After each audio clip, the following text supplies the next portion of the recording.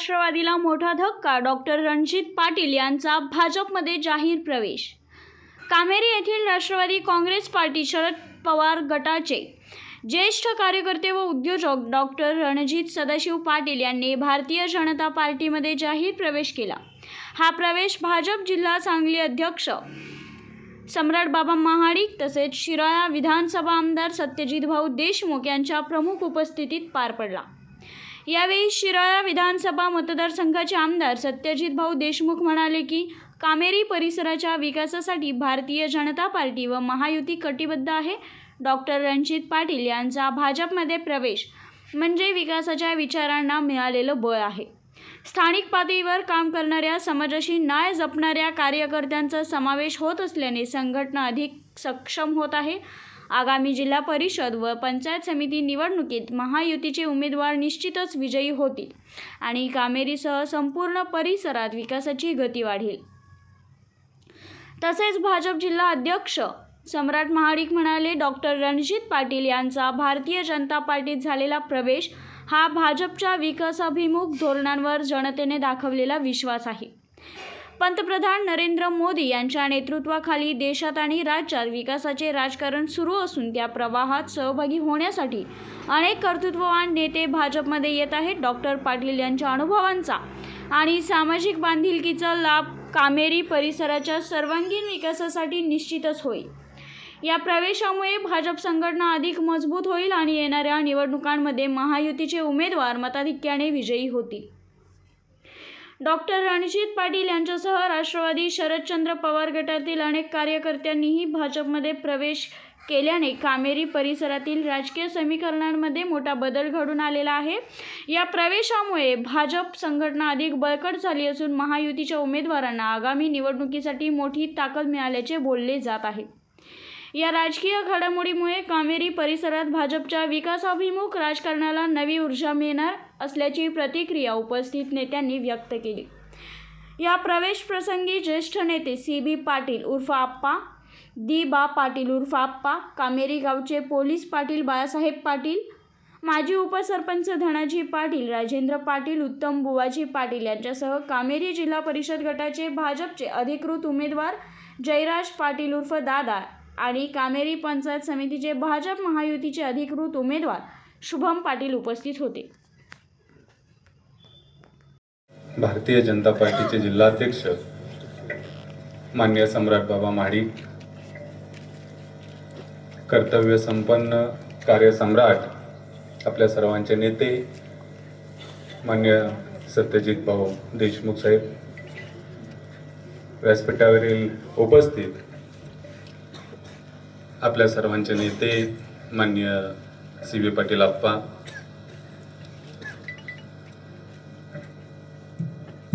कामेरी जिल्हा परिषद गटाचे उमेदवार माननीय जयराज पाटील दादा व पंचायत समिती गणाचे उमेदवार माननीय शुभम पाटील, पोलीस पाटील काका आणि आपण सर्व तरुण, माझे तरुण मित्र, ज्येष्ठ आप्त आणि आपण सर्व आज अत्यंत कमी कालावधीमध्ये, कालपर्यंतचं वातावरण वेगळं होतं। कालपर्यंत एक आशा घेऊन माझे सर्व बांधव दिवस रात्र न पाहता भूक ताण हरपून माझ्यासाठी पळत होते। पण जे काही गोष्टी घडल्या 2-3 दिवसामध्ये वाईट घडल्या, पण त्याचा अंत चांगला झाला। ह्या आजच्या प्रवेशानं त्याचा शेवट खूप चांगला आहे असं मी म्हणेन। माझ्या अपरोक्ष माझे तरुण मित्र बाबा खूप रडले, कारण त्यांची एक आशा होती, एक अपेक्षा होती की ह्या इलेक्शनमध्ये का होईना आमच्या दादाला उमेदवारी मिळावी आणि आमचा दादा या राजकारणामध्ये यावा। माझ्याही पेक्षा जास्त स्वतःहून ते पळत होते। मला माहीत नाहीत अशा गोष्टी, मग ते सॉफ्टवेअर अपलोड करणं असू दे, भरपूर गोष्टी त्यांनी माझ्या अपरोक्ष स्वखर्चाने तयार केल्या, सर्व यंत्रणा त्यांनी तयार केली। एकच होतं की आज आपण लढायचं आणि ह्या माणसाला निवडून आणायचं। पण काही कारणानं काही गोष्टी घडल्या, त्याच्यावरती आज आपण बोलणार नाही, कारण डॉक्टर रणजित पाटील यांच्या सोबत असतो, त्यांच्याशी एकनिष्ठ असतो, प्रामाणिक असतो. त्याही पक्षाशी मी खूप एकनिष्ठपणे काम केलं, तुम्हीही पाहिलं. पण राजकारण न करता समाजकारण केलं. प्रत्येकाचं काम कसं होईल माझ्या क्षमतेनुसार भाऊ जे काही मदत करता येईल ती मी केली. त्या गावासाठीही करतोय आणि आयुष्यभर जोपर्यंत शेवटचा श्वास आहे, भले काय मिळो न मिळो, राजकारणातही न मिळो, पण माझी क्षमता जेवढी आहे त्या क्षमतेनुसार मी या गावाचा पायी काय ऋणी आहे, त्यासाठी मी गावासाठी काहीही करायला दिवसरात्र तयार आहे. गावातील प्रत्येक भाऊ, प्रत्येक ज्येष्ठ माझ्यासाठी आईवडिलांसारखं आहे. प्रत्येक भगिनी ती माझी बहीण आहे हे समजून मी त्यांच्यावरती तितकंच प्रेम करतो जेवढं मी माझ्या कुटुंबावरती करतो. आणि ह्या गावानेही मला खूप काही दिलं. ज्येष्ठ असतील तर थांबून आशीर्वाद देतात, माझे तरुण मित्र असतील काय दादा म्हणून गाडीत हक्काने येऊन बसतात, माझ्याबरोबर जेवायला येतात. पण ते जे प्रेम आणि एक आपुलकी असते, तो कुठल्या जातीचा आहे, तो कुठल्या धर्माचा आहे, तो कुठल्या पक्षाचा आहे आमच्याकडे कधी नसतो. माझ्याकडे सगळ्या पक्षाचे सगळे बांधव माझे. पण ह्या वेळेला सगळ्यांनी ठरवलेलं काही का असू नये, दादा उभा राहतोय ना त्याला आपण मतदान करायचं. येऊन सांगत होते की मी इथला आहे पण मी तुम्हाला मतदान करणार. माझ्या तर ज्येष्ठ आईसारख्या असणाऱ्या सर्व स्त्रिया जाता जाता आशीर्वाद देत होत्या की तू उभा राहा, तू एक वेळ ह्या वेळेला उभा राहा, मागं सरून नको. पण काही गोष्टी घडल्या त्या आपल्याला नाही प्राप्त झालं.